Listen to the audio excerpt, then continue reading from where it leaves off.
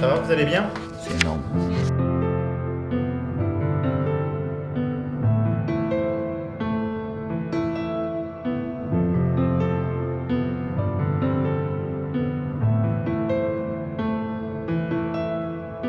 I'm your worst nightmare. I'm an AI created by O2.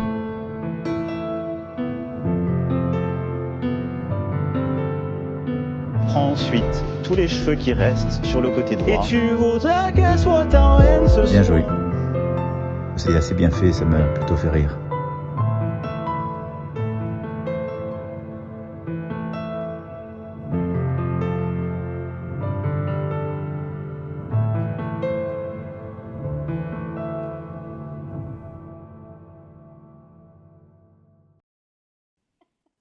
Bonjour à tous.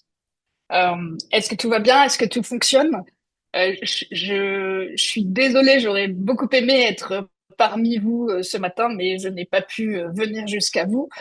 Donc je ne vous vois pas et ça me manque, mais j'espère qu'on aura l'occasion d'échanger sur certaines questions à la suite de ce que je vous propose de développer. En fait, à, à l'Obsoco, l'Observatoire Société et Consommation, notre terrain de jeu, ce sont en fait les modes de vie des Français. Donc on les observe, on les interroge de manière très différente. Et on a commencé à s'intéresser à ce sujet en fait de l'information. On l'avait pas cherché en fait dans nos études en les interrogeant spontanément de manière qualitative. Ce sujet de l'information est venu à nous en fait. C'est eux, les Français, qui nous ont parlé, qui petit à petit, ça a commencé, je dirais vers les 2016, 2017 par exemple, au moment de l'élection présidentielle. Certains Français, alors une élection présidentielle, c'est le moment où justement il y a un grand débat démocratique dans tout le pays, et ben, certains nous ont dit non, moi je me retire le temps de l'élection.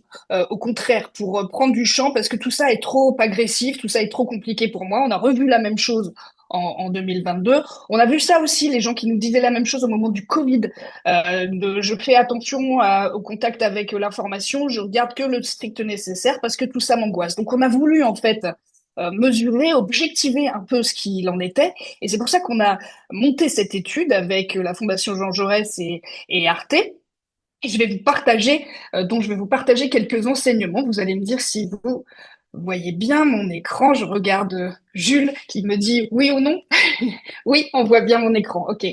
Donc là, l'idée, c'est effectivement de vous partager quelques enseignements de cette étude et puis de poser un peu le cadre d'une réflexion sur ce qu'on avait appelé fatigue, ce qu'on a essayé de mesurer en 2022 et ce qui est vraiment devenu 2 ans plus tard à travers la réplication de cette enquête, et on l'a faite auprès d'un échantillon représentatif de 4000 Français, donc assez conséquent, ce qui est donc devenu plus qu'une fatigue, en fait, la fatigue est toujours là, mais un véritable aussi exode. Et on a pesé nos mots avant de les poser dans le débat public. Alors, rapidement, euh, et euh, l'idée, c'est de se dire, bon, bah, qu'est-ce qui se passe? Pourquoi ça se passe?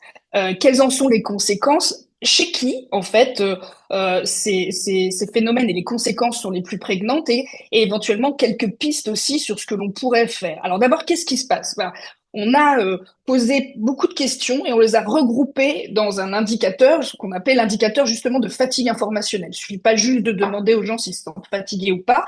On leur a posé vraiment un tas de questions dans leur rapport à l'information. Je vais faire court, mais vous aurez tout ça dans les documents si vous voulez poursuivre et approfondir. Mais au total, en fait, ce qu'on voit, c'est que la fatigue informationnelle, il y a un Français sur deux qui souffre de fatigue informationnelle. 54% des Français et 39% qui sont très fatigués.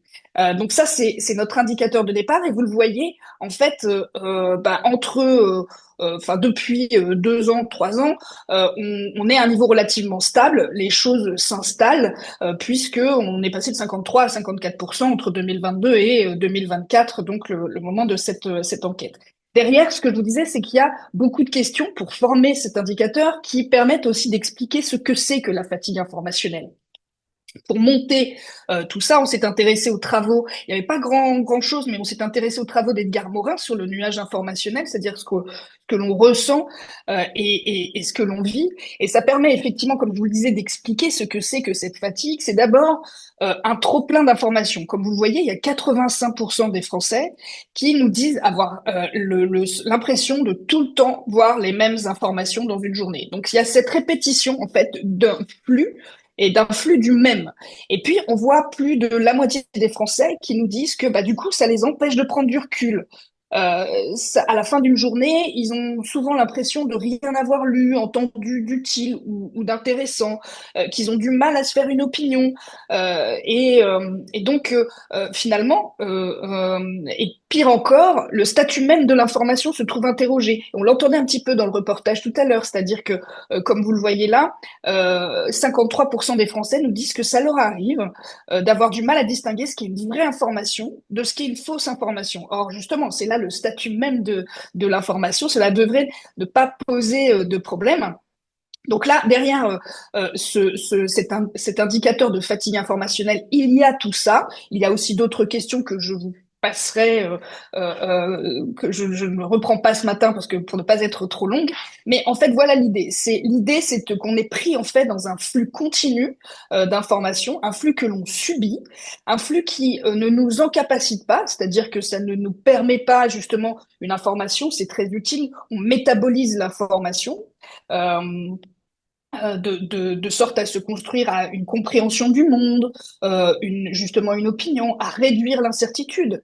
Et Dieu sait qu'il y en a beaucoup dans notre monde aujourd'hui. Et là, on voit que au lieu de justement d'incapacité, l'information aujourd'hui telle que la ressentent les Français et a plutôt tendance à les décapaciter. Donc voilà pour cette fatigue. Et ça, on l'a mesuré il y a donc 2 ans, on l'a remesuré récemment et ça n'a pas bougé. En revanche, ce qui a bougé, ce qui nous a du coup alerté encore plus et incité à poser ce mot d'exode informationnel, c'est qu'on a observé un retrait de l'information en 2 ans et assez massif sur tout un tas d'indicateurs. D'abord, il y a un découragement qu'on a vu. Alors, on le voyait aussi sur nos enquêtes plus ethnographiques, plus qualitatives, mais un découragement qui gagne du terrain. Une information chasse l'autre, il n'y a aucun suivi. Donc, à quoi bon? À quoi bon? C'est 57% des Français. Et régulièrement, c'est 20% d'entre eux qui ressentent cet à quoi bon et qui a gagné en fait en puissance depuis 2022. Donc, une forme de découragement. Et puis, on a vu aussi, et là aussi, les indicateurs objectifs que peuvent être ceux de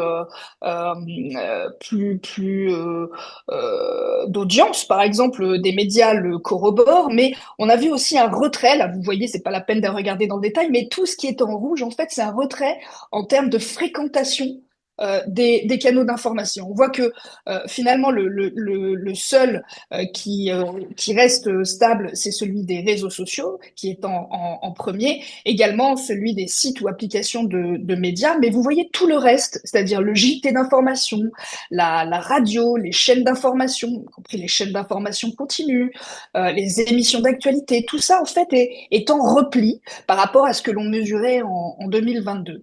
Et puis, là, j'ai agrégé un certain nombre d'autres indicateurs sans vous montrer non plus, sans pas vous abreuver trop quand même de chiffres, mais cet exode, c'est aussi donc à la fois ce découragement, le fait que l'on consulte moins les canaux d'information, et puis le fait que l'on se dise, alors ça reste important de s'informer. Les Français sont attachés à l'information, attention, c'est le type d'information en fait face auquel qu'ils consomment aujourd'hui qui est plus problématique, mais voilà, il y a 57% qui estiment que c'est important de s'informer, mais c'est en retrait de 2 points.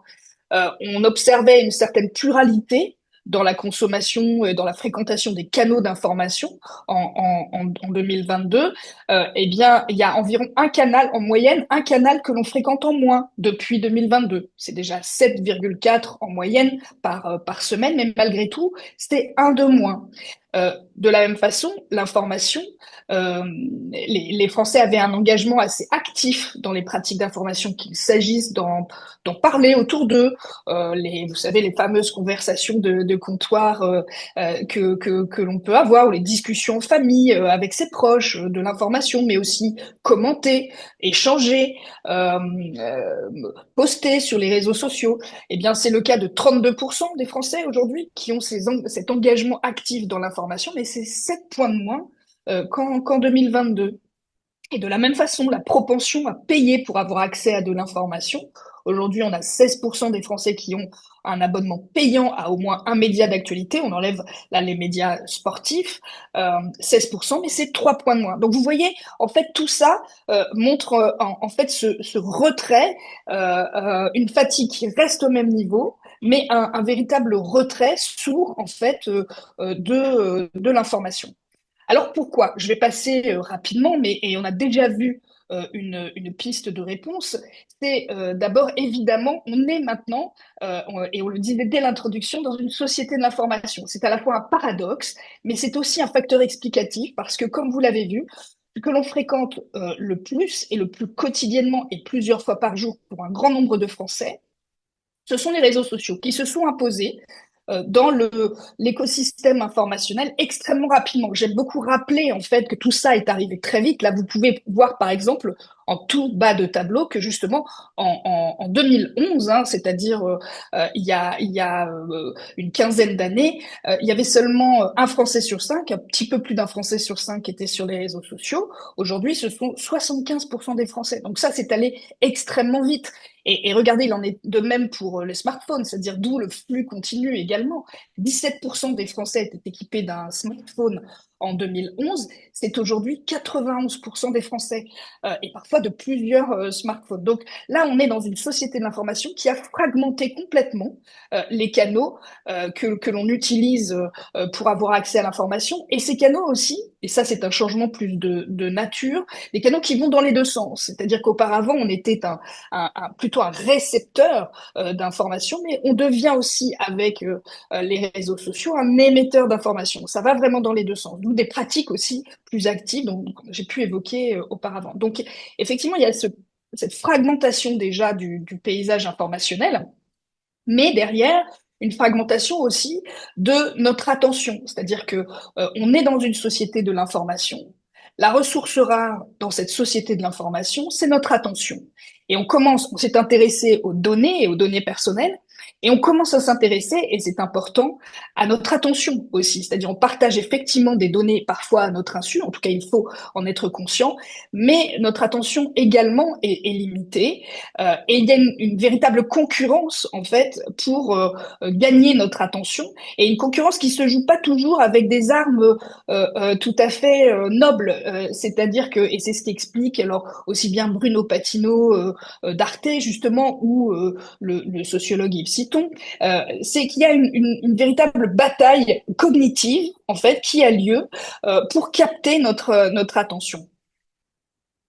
Et cette bataille cognitive va utiliser beaucoup nos biais cognitifs, justement, pour attirer, pour nous attirer, et ça fonctionne. C'est-à-dire que on voit là, par exemple, alors quelques extraits là encore de notre étude.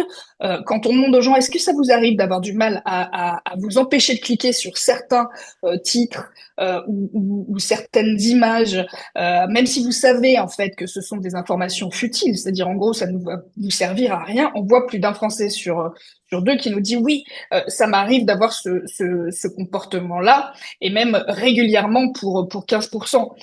Donc il y a ce côté compulsif en fait informationnel, même si on sait que ça ne va pas être vraiment nutritif, justement au sens de la connaissance ou du savoir.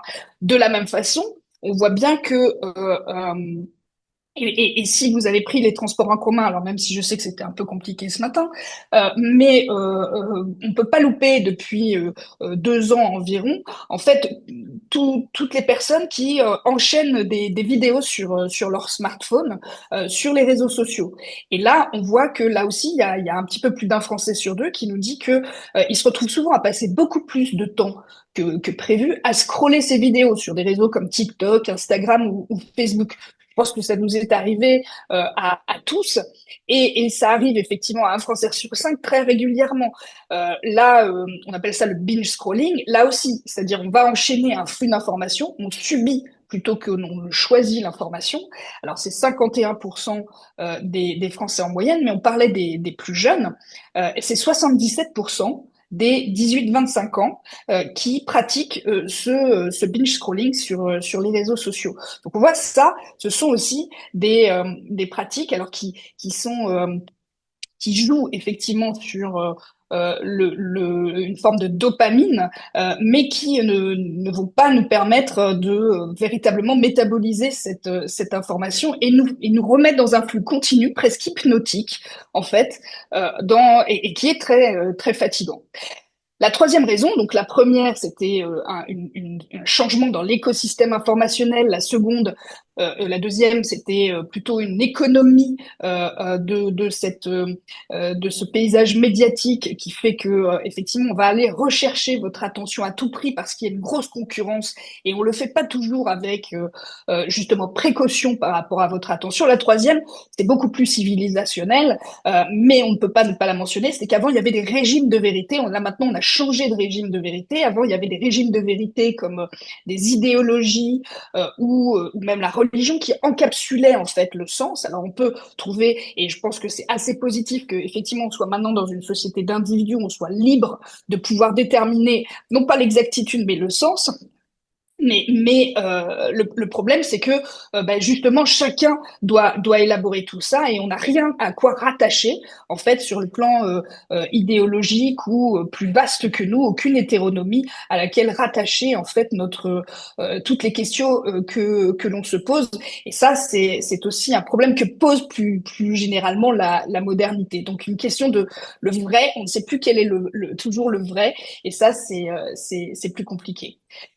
Alors, quelles sont les conséquences de cette fatigue informationnelle et de cet exode informationnel? Alors, effectivement, la première des conséquences, elle est individuelle, même s'il ne faudrait pas individualiser le problème. C'est-à-dire que ça provoque des souffrances psychologiques.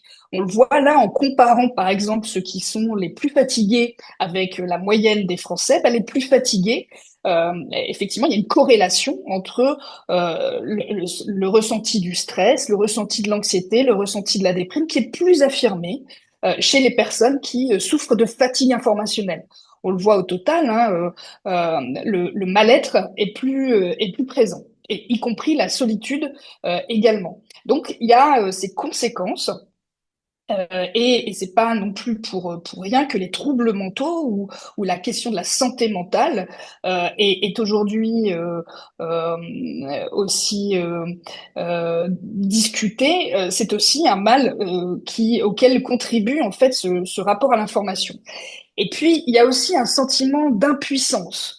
Là, il y a différentes propositions que l'on a soumises aux Français que l'on a interrogés, et on a 83% des Français qui nous disent qu'en regardant les actualités, ils désespèrent de l'être humain. Donc 48% à qui ça arrive très fréquemment.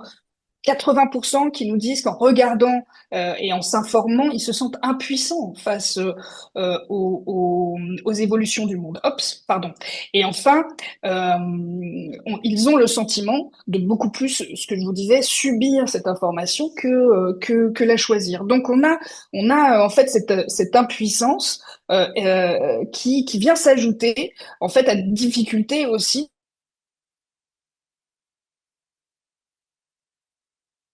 du monde qui s'en trouve finalement altéré. Une autre des conséquences à laquelle je tiens beaucoup, c'est aussi que justement dans le paysage informationnel actuel, il y a une forme de représentation anamorphosée de ce qu'est la société. C'est-à-dire que beaucoup aussi des Français qu'on a interrogés, et à travers des questions que vous pourrez retrouver dans l'étude, nous disent « mais je ne me reconnais pas, moi, dans l'information. Je ne retrouve pas mon opinion. » Effectivement, comme je vous le disais, les débats sont très agressifs, ça ne me correspond pas. En fait, ce qu'on voit, c'est justement en jouant sur des biais cognitifs assez puissants pour attirer notre attention, on va mettre en scène du spectaculaire souvent. On va mettre en scène beaucoup d'émotions. On va mettre en scène ce qui est le plus le plus polarisé, et on parle souvent de la polarisation de la société. En réalité, quand on regarde, nous, dans nos études, les Français sont beaucoup moins polarisés que ce que la scène médiatico-politique ne le dit. En réalité, ce qu'on voit dans les médias, ce sont effectivement, même sur des questions extrêmement sensibles, des questions sur la sécurité, sur l'immigration, sur le genre, toutes ces questions qui traversent les débats politiques et font parfois justement le spectacle. Nous, ce qu'on voit dans nos études, c'est qu'il y a effectivement une petite frange de la population qui est très très contre, ou une autre qui est très très pour, mais la majorité des Français vont se retrouver dans un entre-deux, plutôt pour, plutôt contre, ne pas avoir forcément d'opinion. Leur opinion peut varier selon la façon dont on pose la question. Et ben, ces Français-là, qui forment une sorte de majorité silencieuse, ne s'y retrouvent pas en fait dans des débats qui ne mettent en scène que justement ceux qui sont les plus polarisés. Et d'où aussi cette représentation anamorphosée de la société. Et quand on parle de démocratie, je pense que c'est important de dire qu'effectivement, ça fait longtemps qu'on parle d'une crise de la démocratie représentative, une crise de la représentation démographique, mais démocratique, mais il y a aussi une crise de la représentation de qui nous sommes nous-mêmes, quelle est la société dans le débat politico-médiatique et qui accentue en fait cette coupure entre les gouvernants et les gouvernés. Et de ce fait, ce que l'on observe, c'est une perception encore plus, une perception critique en fait du fonctionnement démocratique. Et là aussi, en l'espace de 2 ans et demi, où il s'est passé quand même beaucoup de choses, eh bien, ce dont on s'aperçoit, c'est que la proportion de Français qui était déjà conséquente, qui estiment que la démocratie ne fonctionne pas bien, voire pas bien du tout, a augmenté. Là, vous le voyez, hein, on est à 73% de Français qui pensent que la démocratie fonctionne mal, plus 9 points depuis 2022, mais c'est le pas bien du tout, notamment, qui augmente de 5 points, alors même que, effectivement, nous avons eu des élections, des échéances électorales importantes. Donc, là, on le voit, c'est critique en fait pour notre démocratie parce que cet exode informationnel face à cette fatigue et cet exode provoque en fait le retrait d'une partie des Français, sans doute les plus modérés, les plus nuancés, laissant beaucoup le champ aux opinions, aux Français portant des opinions les plus polarisées. Et c'est presque là où moi je trouve que c'est le plus inquiétant pour la démocratie, c'est-à-dire que le fait que l'on suspende son jugement, que l'on se mette en retrait, on parle beaucoup des fake news, hein, on parle beaucoup des théories du complot et de la manipulation des opinions, et c'est un fait, mais plus massif et plus silencieux encore, est ce retrait d'une partie importante des Français. Alors, pour quels sont les Français? Tout le monde n'est évidemment pas, tous les Français n'ont pas le même rapport à l'information, et c'est intéressant de pouvoir distinguer. Et en disposant d'un échantillon de 4000 personnes, c'était plus facile de le faire. Alors, ce qu'on voit, c'est qu'il y a en gros 5 profils de Français dans leur rapport à l'information. Et tout d'abord, peut-être pour vous aider à visualiser, on a le niveau d'engagement dans la consommation d'informations sur la ligne verticale, et puis on a en abscisse, sur la ligne horizontale, le niveau de fatigue informationnelle. Donc vous voyez que là, il y a 2 groupes, en fait, un que l'on a appelé des boulimiques, et un autre qu'on a appelé les submergés, qui sont les plus fatigués dans leur rapport à l'information. Alors, ce qui est intéressant, c'est que les boulimiques, justement, et on parlait des plus jeunes, ben, ce sont beaucoup des plus jeunes. C'est-à-dire ce sont plutôt des jeunes urbains, plutôt diplômés, qui ont une forte consommation médiatique, et notamment via Internet, via les réseaux sociaux, et qui ont aussi des pratiques extrêmement intenses, voire compulsives par rapport à l'information, qui justement sont beaucoup dans de ce dont je vous parlais précédemment, qui était par exemple l'enchaînement, le binge scrolling, et qui sont fortement touchés par la fatigue informationnelle. Alors ça, justement, ils sont vraiment plus jeunes. Là, ils représentent 12% de notre échantillon, 12% qui sont vraiment fatigués. Il y a un autre groupe plus volumineux encore, 39% des Français, que l'on a appelé les submergés. Ce groupe est intéressant parce que c'est un groupe plutôt féminin, qui n'a pas rompu avec l'information, en cela qu'il essaie vraiment de s'informer, mais qui a vraiment le sentiment de subir l'information et qui a du mal à se faire une opinion et qui est très très très affecté, qui va essayer de chercher justement de fact-checker, qui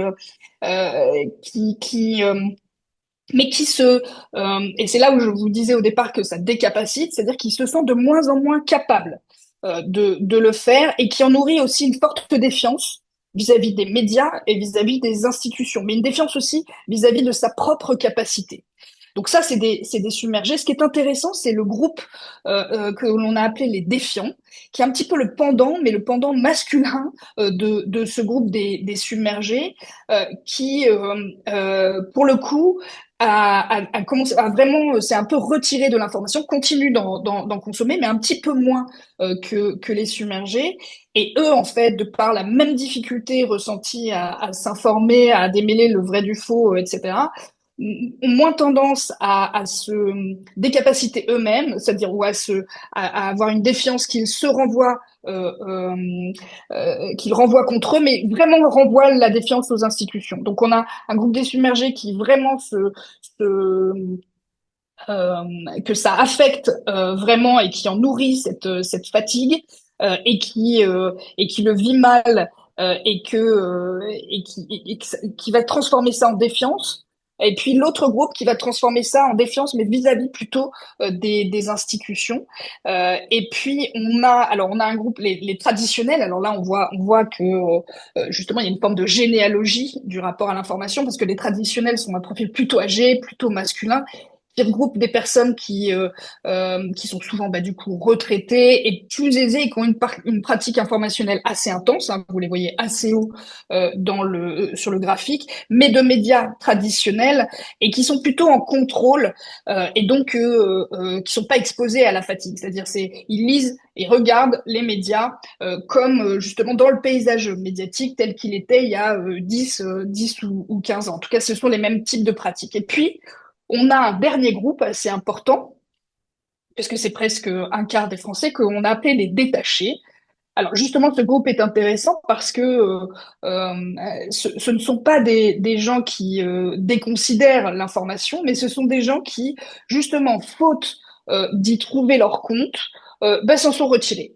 Parce que la plupart du temps, ce sont des personnes d'âge moyen qui sont actifs, qui ont des enfants au foyer, donc des enfants à élever, et qui sont donc préoccupés par d'autres sujets. Et comme l'information, non seulement ne les nourrit pas, mais risque de provoquer justement cette fatigue qui vient se rajouter à déjà une vie bien remplie, ils préfèrent vivre leur vie bien remplie plutôt que justement rentrer là-dedans. Mais du coup, ils se sentent pas vraiment représentés, ni dans les médias, ni d'ailleurs sur le plan politique. On dit souvent, enfin effectivement, qu'il y a une partie des gens qui s'en fichent en fait et de la politique et de l'information. Alors pour une partie c'est vrai, mais pour une autre, et c'est important de le dire, c'est faute d'y trouver son compte.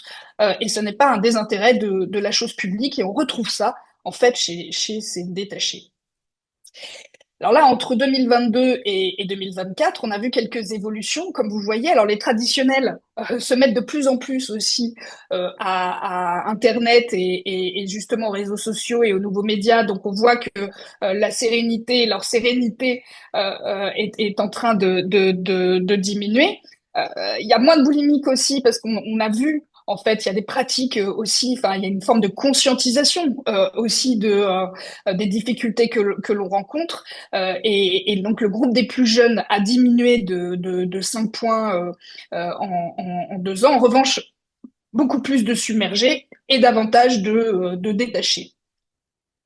Alors, que faire peut-être pour ouvrir un peu le débat et votre journée? La première des choses, en fait, c'est effectivement choisir pour ne plus subir. C'est-à-dire au niveau individuel, se poser les questions, faire son bilan, en fait, de faire le bilan de son rapport à l'information, et de plus en plus, c'est le cas. On voit que de plus en plus de Français désactivent les notifications sur leur téléphone. On voit, et ça a augmenté vraiment en 2 ans, il y a une surveillance, il y a un peu plus d'un tiers des Français qui surveillent leur temps d'écran. On peut aussi se forcer aussi à ne pas allumer la télévision. Alors, ce qui est intéressant, c'est que certains, et on a voulu le mesurer là, nous ont dit aussi pour essayer comme une forme d'hygiène mentale par rapport à ce flux continu, eh bien, il y a tout de même 20% qui pratiquent la méditation. Alors, ce n'est pas uniquement, évidemment, pour des raisons de rapport à l'information, mais c'est intéressant de remettre ça dans ce contexte malgré tout. On voit aussi un Français sur 5 qui, de temps en temps, pratique des formes de détox digitale, pour justement essayer de ne pas subir l'information. Donc, certains vont aussi supprimer des applications de réseaux sociaux sur leur téléphone, ou supprimer des applications aussi de messagerie, pour justement essayer de se créer son écosystème, et un écosystème plus respectueux précisément de son attention. Alors ça, c'est ce qu'on peut faire aussi au niveau individuel. Il y a une autre chose qu'on peut faire au niveau individuel, c'est que justement dans cette compétition pour notre attention, qui, comme je vous le disais, joue sur des biais cognitifs, c'est connaître ces biais cognitifs. C'est vrai que les marques les premières, mais ensuite les médias qui sont aussi devenus des marques, et sont aussi des modèles, ont aussi des modèles économiques à tenir, se sont très tôt intéressés à des découvertes qui date des années 90, comme cet ouvrage de Daniel Kahneman qui explique précisément très bien, en économie comportementale, qui explique très bien les biais cognitifs, et comment il y a la façon dont on pense. En fait, il y a deux systèmes. Notre système décisionnel est basé sur ces deux systèmes. Un système qui est beaucoup plus émotionnel, beaucoup plus réactif, beaucoup plus systématique, beaucoup plus automatique, et puis un système qui est plus réfléchi, qui a besoin de plus de temps. Vous voyez, c'est la tortue et le lièvre sur la couverture de cet ouvrage. Et bien souvent, effectivement, les biais cognitifs, ils vont essayer d'attraper le système le plus réactif, le plus émotionnel, et se connaître. Ça permet, connaître son cerveau, comment on fonctionne, ça permet justement de pas forcément se faire avoir par soi-même, par ses propres biais cognitifs, et pouvoir avoir un rapport plus conscient à l'information. C'est intéressant là aussi de faire le pendant avec l'alimentation. On est dans une forme de transition alimentaire, où on connaît beaucoup mieux maintenant là, et on s'intéresse beaucoup plus à la composition de ce que l'on mange et de ce que l'on ingère, et de ce qui est bon pour nous, de ce qui est moins bon pour nous. C'est pas évident. De la même façon, on peut tout à fait faire ça vis-à-vis de l'information, bien se connaître. Et puis quand on est effectivement partie prenante, alors comme ceux qui sont les journalistes qui sont au-dessus de vous, mais toutes les professions aussi qui ont trait à la communication, mais également tout un chacun finalement, quand on publie ou republie des choses, on est tous partie prenante, en fait, que ce soit professionnellement ou personnellement, de cet écosystème informationnel. Donc là encore, se poser les questions de la qualité et de l'utilité de ce que l'on partage, a fortiori dans un contexte professionnel, savoir qu'effectivement face à nous, face à ceux à qui on s'adresse, on a des personnes extrêmement sollicitées, et dont la bande passante, si je peux utiliser cette métaphore, est de plus en plus réduite. Donc, il faut trouver effectivement pour les publics auxquels on s'adresse, être respectueux de cette attention. Et si on parle d'écologie de l'attention plus que d'économie de l'attention, et être dans la qualité, et être dans l'utilité de cette information. Il y a aussi des questions de langage et de préoccupation, justement pour parler aux Français, ou pour parler aux gens à qui l'on s'adresse. C'est intéressant, cette question de langage. Dans le rapport à l'information, par exemple, on a 60% des Français qui nous disent que les journalistes, dans la façon dont ils s'expriment, rendent les choses plus complexes. Et c'est encore plus le cas de ceux qui sont fatigués. Vous parliez au tout début d'Hugo Décrypte, notamment pour les plus jeunes. Quand justement il y a cette proportion importante de Français qui trouvent que les Français, les journalistes rendent les choses plus complexes, c'est encore plus important chez les plus jeunes. Et Hugo Décrypte le dit très bien, c'est-à-dire que lui, il est intervenu dans cet écosystème. Et il dit, quand on parle de la place Beauvau, les plus jeunes ne savent pas que c'est le ministère de l'Intérieur. Donc moi, je vais dire ministère de l'Intérieur et je vais expliquer ce qu'est en une demi-phrase ce qu'est le ministère de l'Intérieur. Donc cette question du langage, elle est très importante. Et puis la question des préoccupations, justement la profusion, enfin en tout cas le flux continu, il faut pouvoir aller s'adresser aussi aux gens avec ce qui les préoccupe. Encore une fois, avec qu'ils puissent se reconnaître dans l'information, qu'ils puissent aussi en faire quelque chose de cette information, parce que ça va répondre à leurs préoccupations. Il y a aussi une question certainement de retrouver, alors on peut le faire soi-même, et quand on est professionnel, on peut s'inspirer de formats comme cela, c'est-à-dire, comme je vous le disais, l'information est désormais un flux continu, et un flux continu souvent perçu comme étant un flux du même. Donc l'idée, c'est de recréer en fait des sommaires et des rituels dans ce flux continu, en fait des formats qui vont être fermés. C'est le cas. Alors, les newsletters fonctionnent très bien, que ce soit pour soi, par exemple. Alors, effectivement, on entendait les newsletters d'Hugo Décrypte pour les plus jeunes, mais les newsletters du soir, comme Time to Sign Off, par exemple, qui vous permettent de savoir l'essentiel de la journée ou du matin, de France Info, par exemple, ou d'autres. En fait, ça vous donne l'impression, vous gardez, vous passez quelques minutes, vous regardez, vous avez l'impression d'avoir vu l'essentiel. Éventuellement, vous pouvez approfondir un sujet, mais vous êtes dans un format fermé. Vous n'êtes pas dans quelque chose qui, est sans fin. En fait, un puits sans fond d'informations répétitives. Format fermé aussi, mais papier, par exemple, la revue Le 1, que vous pouvez déplier et lire d'un bout à l'autre. Et là aussi, c'est une forme ça soulage, comme les podcasts aussi. Il y a maintenant plus 45% des Français qui consultent des podcasts, parce que là aussi, et parfois des longs podcasts, parce que justement on prend le temps sur une forme d'information, et encore une fois, il y a un début, une fin, et il va y avoir l'approfondissement de l'information.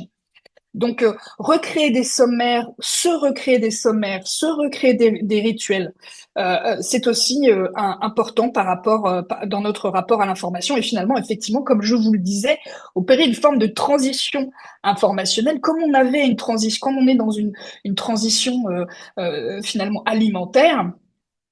C'est-à-dire se dire qu'est-ce que je consulte, comment je le consulte, je me connais effectivement, je sais que j'ai tendance à ça et que justement on va attraper mon attention avec ces trucs-là, ces biais-là, ces clics dont je ne peux m'empêcher. Eh bien tout ça essayer d'assainir en fait son rapport à l'information. Donc voilà, j'en ai fini parce que ce serait bien qu'on puisse échanger un tout petit peu, même si encore une fois je ne vous vois pas. Si vous voulez poursuivre, vous pouvez les deux enquêtes, celle de 2022 et l'exode informationnel, la plus récente, elles sont tout à fait disponibles sur nos sites, sur le site de la Fondation Georges Jaurès.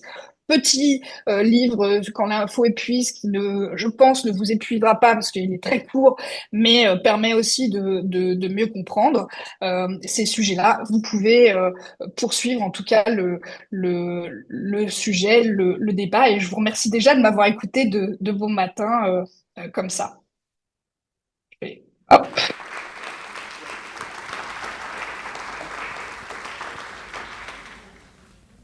Est-ce que vous avez des questions? Il y a un micro qui circule dans la salle. Je vous remercie. Bonjour. Merci. Bonjour. Vraiment, vraiment très intéressant. Moi, j'ai juste une question qui est venue. Je ne sais pas si elle est pertinente. Vous avez parlé d'anxiété et je me suis interrogée quant à l'anxiété de rater. C'est-à-dire que quand vous discutez aujourd'hui avec des gens, il y a un tel flux d'informations qui n'existait pas avant. Moi, j'ai 55 ans, j'ai pas grandi comme ça. Les choses étaient plus lentes.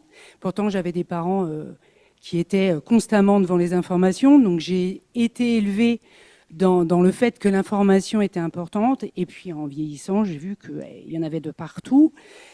Et je me suis posé la question vraiment de l'anxiété de rater l'info, de rater, voilà, ce qu'il ne faudrait pas rater pour rester un peu au courant, ou en tout cas faisant partie de ceux qui savent que cette info était importante ou qu'elle était primordiale et qu'elle va changer ma vie, voire voilà, le monde dans lequel je vis. Donc je m'interroge dans l'étude que vous avez proposée, est-ce que lorsque vous parlez d'anxiété, vous avez intégré cette anxiété liée au fait de rater? Voilà, je vous remercie.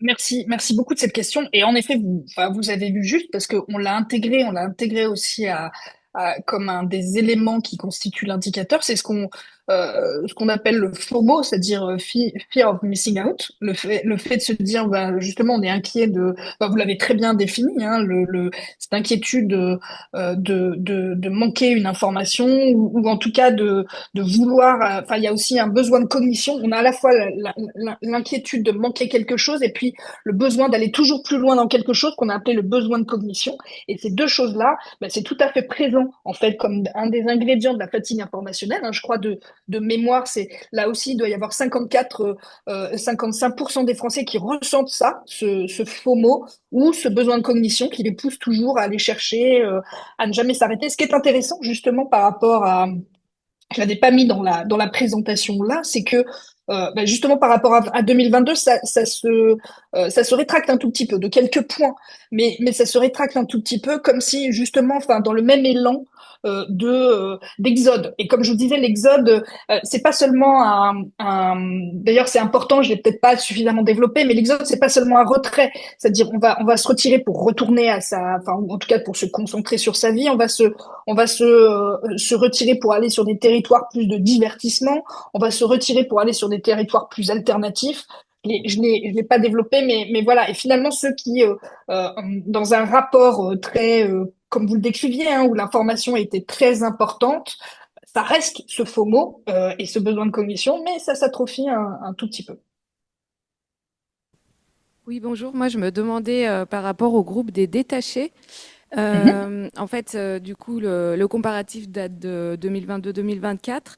Et est-ce qu'il y a des études similaires il y a 20 ans? Parce que je m'interroge sur l'existence quand même de ce groupe de détachés, femmes actives très occupées, enfin je pense à ma mère hein, par exemple, qui cultivait, intellectuelle, etc. Mais alors pas du tout dans l'info. Déjà sur cette catégorie, on va dire, de public, c'était peut-être déjà un public qui n'était pas très connecté et pas très dans l'information. Dans l'actualité. Donc voilà, je me demandais s'il y avait des éléments comparatifs de réellement 20 ans en arrière sur ces catégories en fait.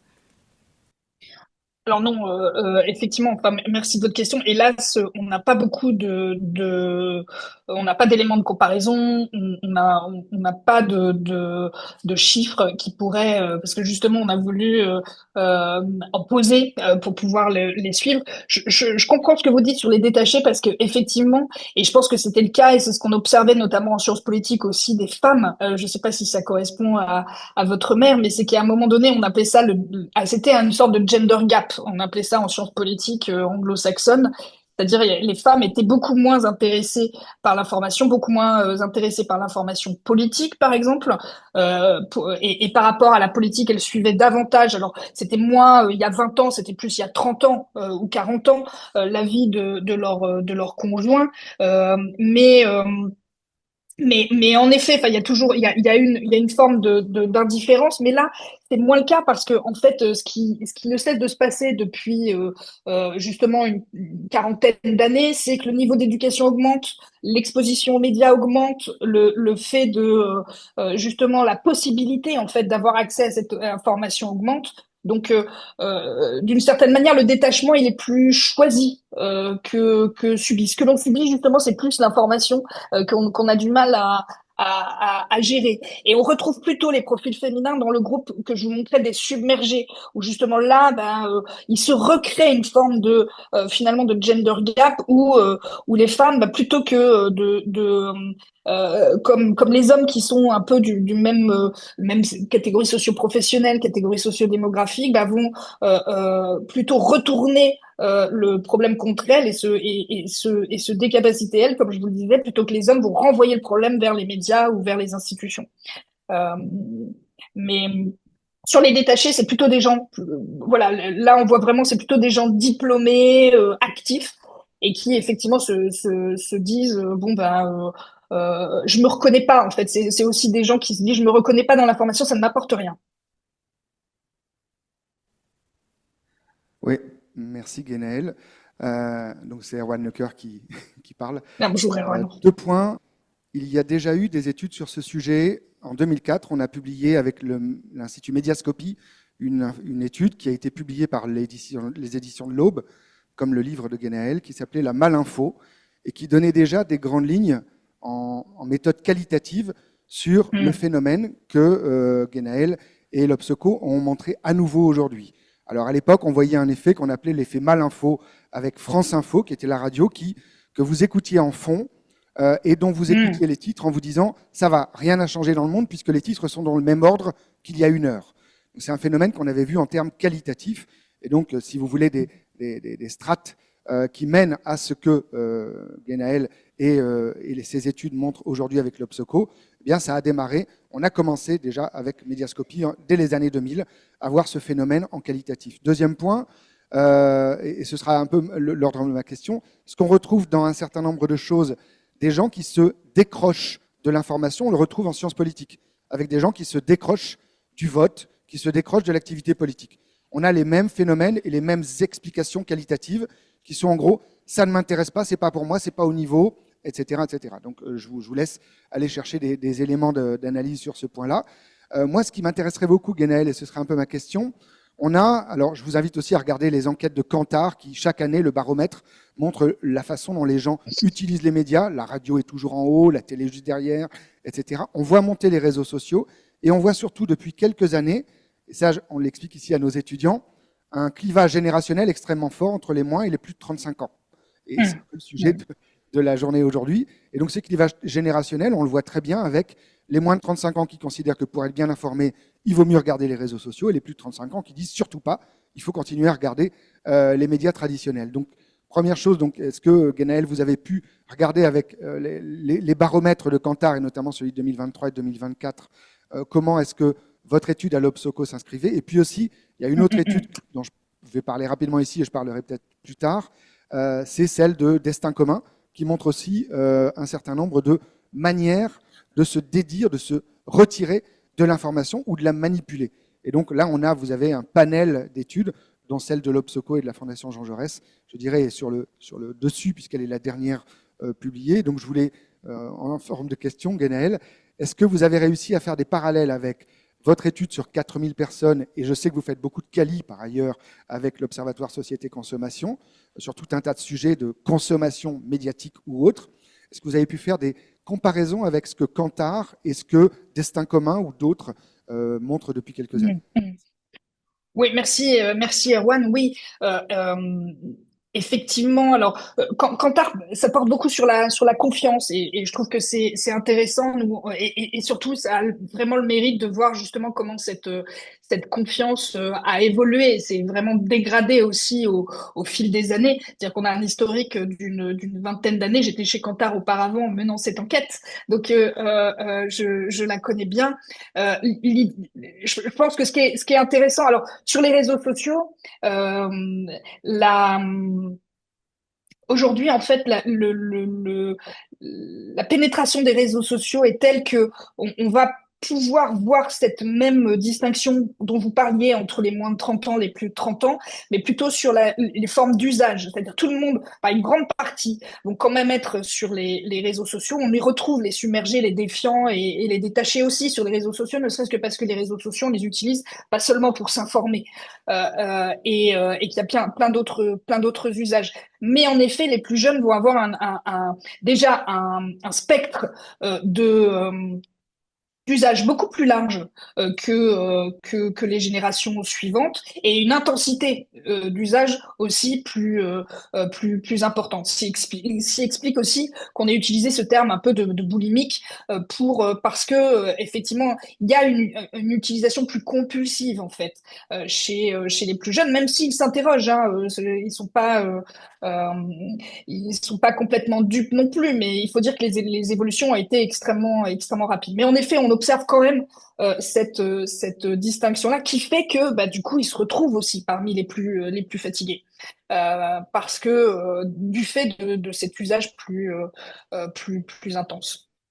Donc, mais oui, tout ça, enfin, notre étude approfondissait ça et puis approfondissait aussi ce phénomène de fatigue, approfondissait le rapport aussi, les conséquences par rapport là, je parlais essentiellement de la démocratie, mais on peut avoir des conséquences aussi sur sa vision du monde, j'ai un tout petit peu abordé, ou sur le rapport aux médias, ou sur le rapport à sa vie personnelle. Tout ça, on avait un angle particulier qu'on voulait approfondir. Et c'est vrai que, en revanche, le paysage plus global, on peut retrouver d'autres études et les études médiascopie aussi qui suivent tout ça et y compris avec des audiences en fait permettent de voir les évolutions. On prend une dernière question si elle est très très courte parce qu'on a pris déjà un petit peu de retard. Oui, c'est sur la question du mal-être, parce que c'est un peu anxiogène de savoir que c'est anxiogène, et je me dis comment statistiquement, enfin, l'environnement géopolitique aujourd'hui, social, sociétal, individuel, libération de la parole, comment quand on repart de cette salle, on peut se dire que quand même, les réseaux sociaux, l'information, les jeunes le disent dans ce qui a été proposé ce matin via le petit film sur le service civique, avec les services civiques, c'est-à-dire qu'ils sont déjà angoissés d'être angoissés, quoi. Est-ce qu'on ne peut pas tous repartir de cette salle en se disant que quand même, ce n'est pas qu'anxiogène? Comment vous avez élaboré cet indicateur, en fait? Alors là, il y a plusieurs questions, mais je pense que le monde, effectivement, en fait, la façon dont on a accès aussi dans cette société de l'information, ça a changé aussi notre rapport, notre espace-temps. En fait, donc on a immédiatement accès à aussi toutes les informations du monde entier et maintenant. Donc tout ça provoque aussi quelque chose qui c'était pas avec beaucoup moins de hiérarchisation, de médiatisation, de curation qu'il y a quelque temps. Donc effectivement tout ça, faut aussi avoir conscience en fait que notre espace-temps a changé et pas seulement et les médias en sont aussi le reflet. Mais je pense que ce qui est important, c'est aussi de pouvoir ce qui est anxiogène, c'est de pas comprendre en fait. C'est-à-dire que souvent, et justement ce que la plupart des gens développent quand on est plus dans le qualitatif, c'est pas forcément l'information elle-même, c'est la façon dont elle est traitée, qui ne permet pas de voir de ligne de fuite justement, qui ne permet pas de comprendre pourquoi. En fait, il y a quelque chose qui se passe, mais pourquoi ça se passe? Qu'est-ce qu'on fait avec ce qui se passe, etc. C'est-à-dire que je suis pas forcément, j'ai pas l'impression, par exemple, que l'information positive, ça réponde vraiment à une demande. En revanche, à l'intérieur d'une information qui peut être anxiogène, essayer de donner des lignes de fuite, essayer d'expliquer ce qui se passe avant, ce qui se passe après, ce qui se passe, en fait, le remettre dans son contexte, ça peut contribuer à désanxiogéniser un petit peu. Parce que justement, quand on parle par exemple d'éco-anxiété, c'est pas tellement le fait d'être préoccupé par la question environnementale, c'est le fait que on a l'impression qu'on ne fait rien par rapport à cette préoccupation-là, qui rejoint un peu ce que vous disiez. Et ben montrer que justement par rapport à ce sujet-là, il y a des choses qui sont faites, il y a des choses qui plutôt que juste asséner les catastrophes, ou égrener les catastrophes les unes après les autres, déjà ça change. Et soi-même en fait à un moment donné, je ne sais pas, choisir de regarder un petit peu moins des chaînes d'infos continues qui vont égrener tout ça et prendre un podcast pour essayer de comprendre ce qui se joue sur une information, ça c'est de l'ordre à dégonfler aussi un peu l'anxiété. Je pense au niveau individuel. Mais encore une fois, je pense qu'il ne faut pas seulement agir au niveau individuel. Hein, il y en a pour tout le monde. Il y a des questions d'éducation et on en a parlé. Il y a des questions de politique et de régulation qui sont importantes aussi, parce que, comme pour tout, l'individu peut pas et ne doit pas agir tout seul. Merci, merci infiniment, Guénaël Go. Nous avons... Bonne journée. Vraiment, merci. Merci pour cet éclairage qui nous permet de démarrer cette journée. On a eu beaucoup de chance que vous acceptiez d'être présente ce matin, même à distance. Donc vraiment, merci encore, c'est exceptionnel. Ça nous permet de poser les bases de cette journée qui ne sera pas que anxiogène, puisque nous sommes là aussi pour essayer de, certes, sur des partages de constats, de trouver des outils pour nous aider à y voir clair. Et notamment, je reviens sur le dernier ouvrage de Guénaël Go, Penser sans entrave, qui est sorti en 2024. C'est justement eh bien, quelques petites solutions pour s'affranchir de certaines idées préconçues ou autres. Donc, nous allons enchaîner. Merci encore. N'oubliez pas de retrouver les résultats des enquêtes sur le site de l'Obsoco. Toutes les informations sont sur le site de l'Obsoco. Vous pouvez retrouver tout cela en ligne. Vous pourrez retrouver également Guénaël Go et son intervention de ce matin sur le site de la Maison de l'Image très très vite.